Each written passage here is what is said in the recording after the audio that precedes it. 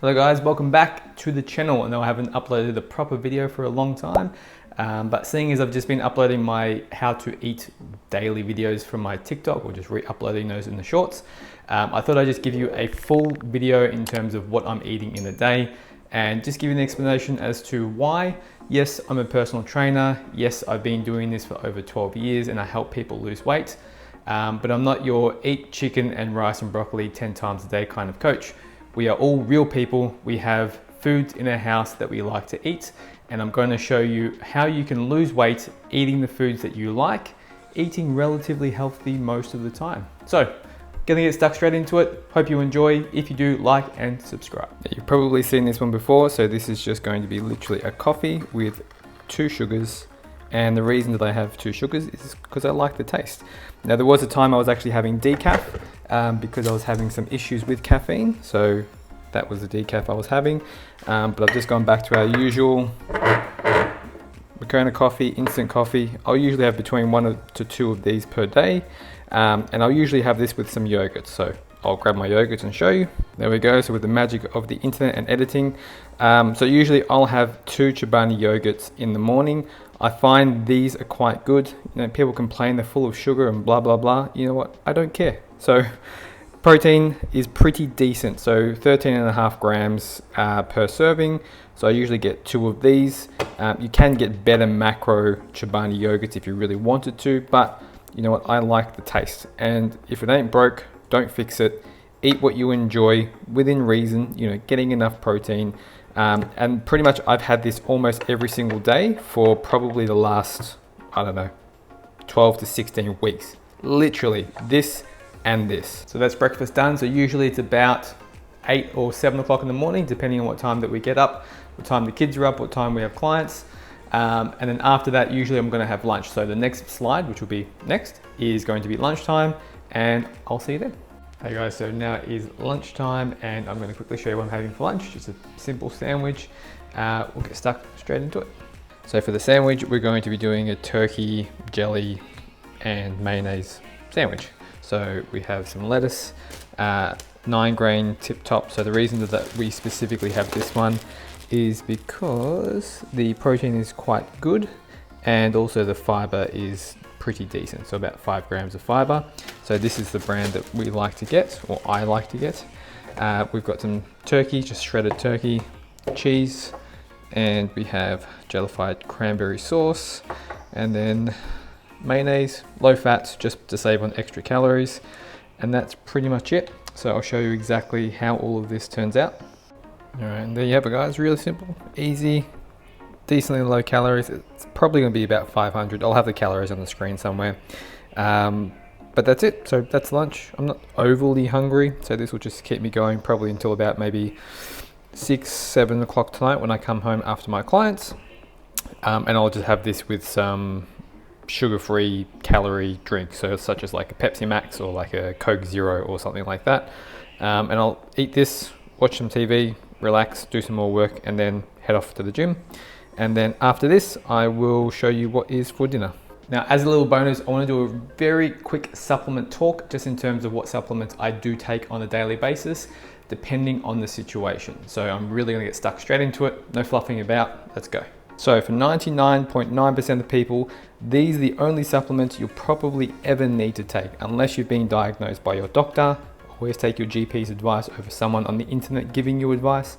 But this is pretty much everything you'll ever need to take. So I'll explain why and how it all works. So protein powder is not magical. It is basically just protein. That's all you're purchasing this for. I would highly recommend casein protein. Yes, it's low release and blah, blah, blah. But honestly, it's thicker, it keeps you fuller for longer, and the muscle protein synthesis response is much gradual. So when you have a whey protein isolate, it's much more processed. This is overall a superior protein. I highly recommend you get casein protein. Now with the macros, when you're purchasing protein, if you have a look, per serving, you're getting 23-ish grams of protein. Ideally, you want to try and bump that to at least 30 grams. That's a pretty good estimate. So with the energy, you're looking at 400 kilojoules, which is about 120-ish calories per serving. You want as minimal fats, carbs as possible. because you want to purchase protein powder.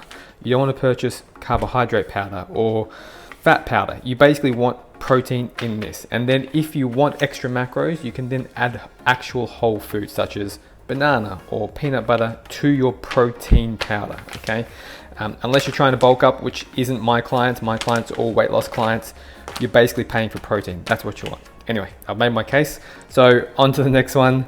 I do take fish oil if I'm not eating fish on that given day, and vitamin D3. So I've got two different examples here, so I'll explain why. Now, Neptune, the brand now, Neptune Krill Oil, is very, very good. Highly recommend if you're going to get anything. This is probably one of the best brands to get. The EPA to DHA ratio is quite good. Now, they usually have two sizes. So this is your typical fish oil capsule. So they're Boombas. They're basically like half the size of my thumb. Some people have trouble swallowing these capsules. I personally don't, but if you do, you don't have to get the 1000 milligram capsules. You can go down to the 500 milligram capsules, which are these ones. And these are really small. So these are basically the size of my thumbnail comparing. Now, you will need to take more of these ones just because you're not getting the 1000 milligram dose. So 2 of these will be equivalent to 1 of these. Now, at least a minimum, you want to be getting at least a minimum 2 grams of fish oil per day. So you basically just times that by 4 and then you get your 2 grams. So 4 of these a day. Vitamin D3, now I do have 5000 IUs. My vitamin D levels are actually quite good now. They're probably sitting around the 90s to 100s per day, which is again on the high side, but most people are going to be deficient in vitamin D3. So what I recommend that you do is when you go get your next checkup at your doctor, get your bloods done, check your vitamin D3 levels. If it's low or even in just the barely healthy range is low, get some vitamin D3. This is the brand that I get. It's relatively cheap. There's about 700 odd capsules in here. Basically, you would just dose of vitamin D daily until you get to your healthy range, and then you'll just maintain. So now I probably take this maybe once or twice per week. And that's only if I'm not getting any sun exposure, which is probably most of the week. Again, these capsules are tiny. Oh, wrong one over here. So they're even smaller than the krill oil capsules. Now, most importantly, when you take these supplements, matters. You don't want to take these on an empty stomach, especially vitamin D3. Vitamin D3 is fat soluble. You want to at least take this with a fat source, krill oil, for example.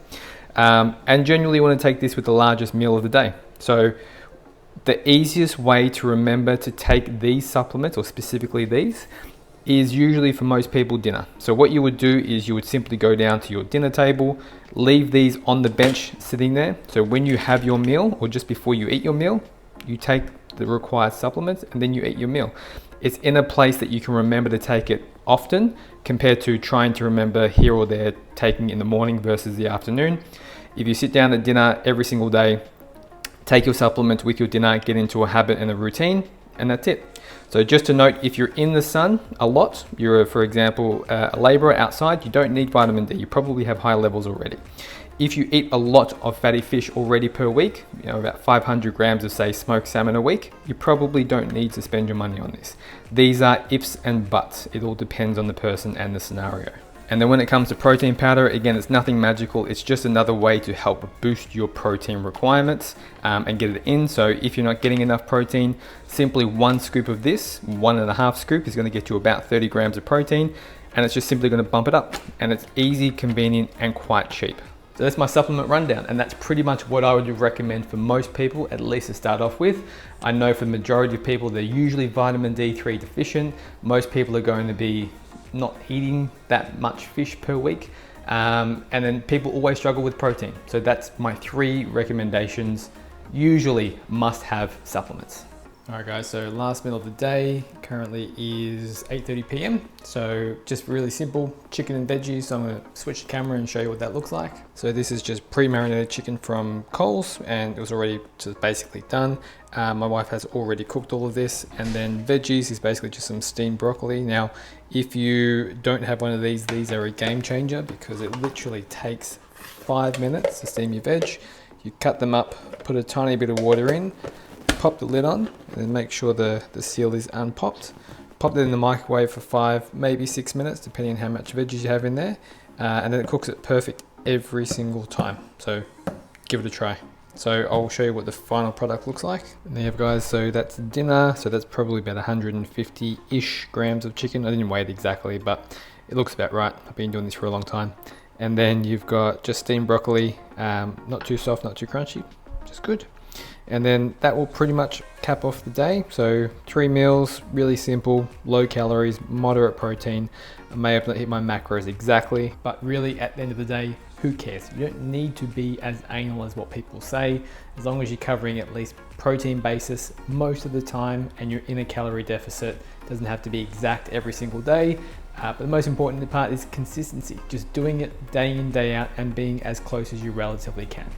And that's it. Hope you enjoyed the video. If you did, make sure you like and subscribe. I might do a couple more of these if you found this helpful, and I will see you next time.